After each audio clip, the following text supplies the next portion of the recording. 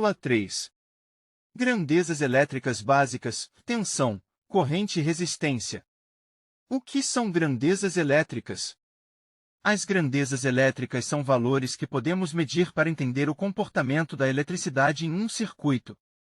As três principais grandezas elétricas são 1. Tensão, V, também chamada de diferença de potencial.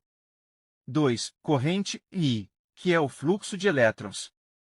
3. Resistência, R, que é a oposição ao fluxo de elétrons. Tensão, V. Tensão é a força que empurra os elétrons pelo circuito. Ela é medida em volts, V. Podemos pensar na tensão como a pressão que faz a água sair de uma mangueira. Quanto maior a tensão, maior a força para empurrar os elétrons. Exemplo, uma tomada residencial no Brasil geralmente tem uma tensão de 127 volts ou 220 volts, dependendo da região. Corrente, I.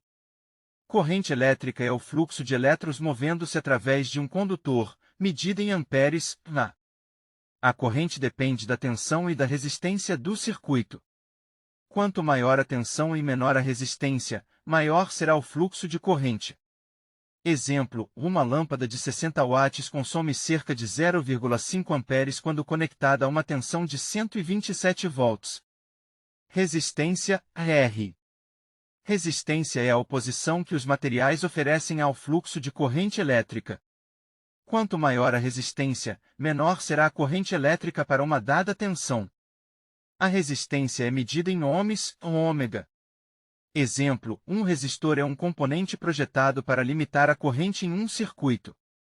Ele é usado em eletrônica para evitar que a corrente seja excessiva e danifique os componentes.